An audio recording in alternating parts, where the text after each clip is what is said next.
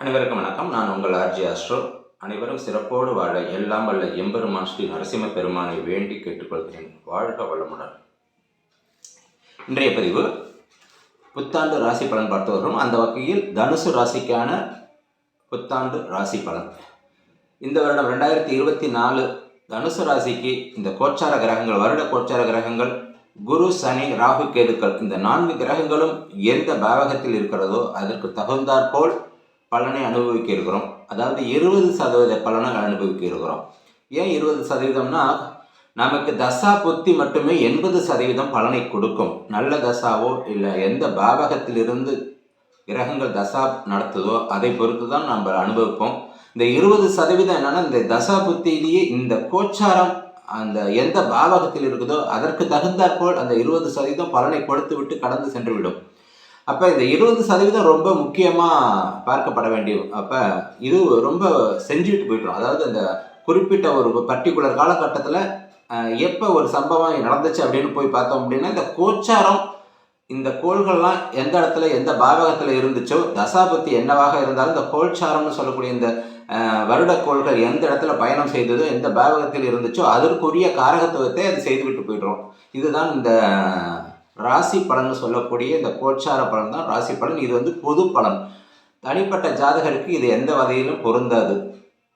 தனிப்பட்ட ஜாதகருக்கு இது தசாபுத்தி மட்டுமே பொருந்தும். இது தசாபுத்தியில் அடக்கம். தசாபுத்தி என்ன நடக்குதோ அதற்குள் இது அடங்கிதான் நடக்கும் இந்த பலன். அந்த வகையில் தனுசு ராசிக்கு 3ஆம் இடத்தில் சனி பகவானும், 4ஆம் இடத்தில் ராகு பகவானும், 5ஆம் இடத்தில் ஏப்ரல் வரை குரு பகவானும், 6ஆம் இடத்தில் பிறகு ஏப்ரலுக்கு பிறகு மே மாதத்திலிருந்து 6ஆம் வீட்டுக்கு பயிற்சி ஆகிறார். அதேபோல் 10ஆம் இடத்தில் கேது பகவான். இந்த மாதிரி ஒரு பொசிஷனில் இந்த கிரகங்கள் இருக்கும் பட்சத்தில் தனுசுக்கு அப்பாடா அப்படிங்கிற மாதிரி என்ன நடந்திருக்கு அப்படின்னா, 7.5 கடந்த வருஷம் 23ஆம் மாதம் பரவாயில்ல, கொஞ்சம் ரிலீஸாக இருந்த மாதிரி இருக்குது.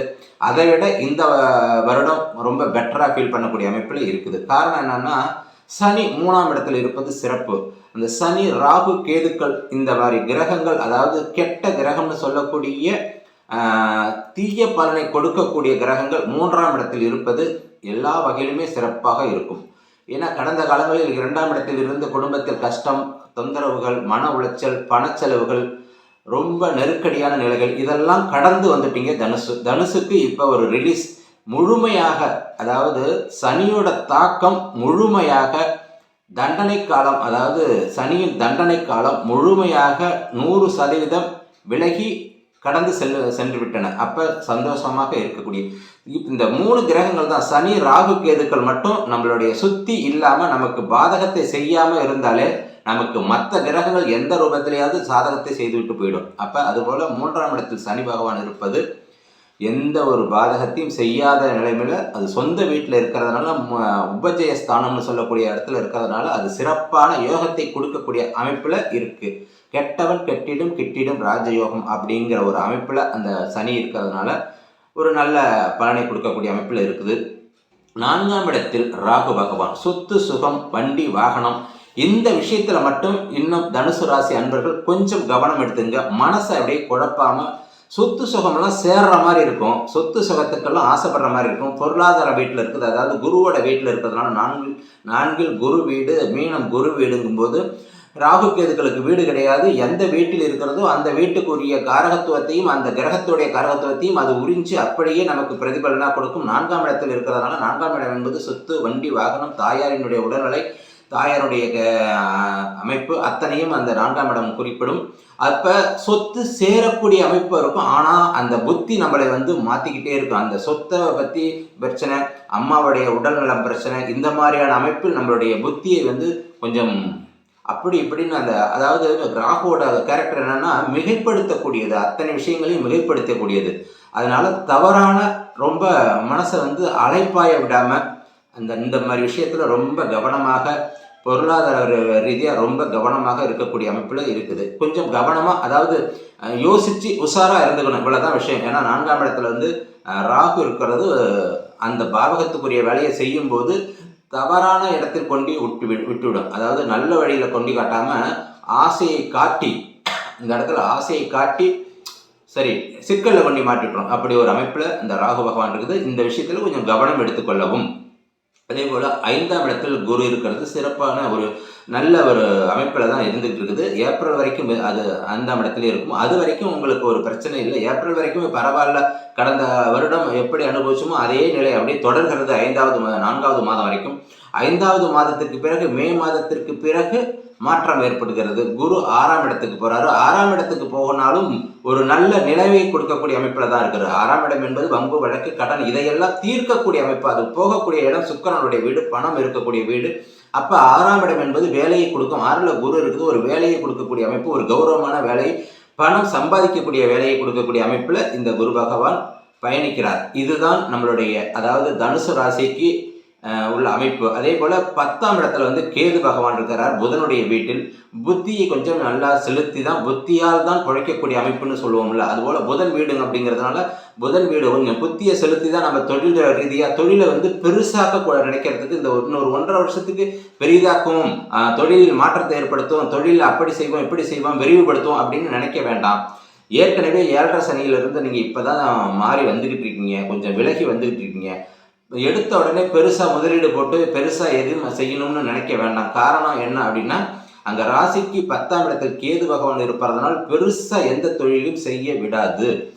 உங்களுடைய புத்தியை யூஸ் பண்ணி சிறு தொழில், சிறிய முதலீடு, ரொம்ப கடன் வாங்கி செய்யக்கூடிய அமைப்பெல்லாம் இப்போ இருக்குது. ஏன்னா அங்கே காலபுருஷ தத்துவப்படி 6ஆம் இடத்தில் வந்து கேது பகவான் இருக்கும்போது கடன் வாங்கி தொழில் செய்யக்கூடிய அமைப்பெல்லாம் கொடுக்கும்.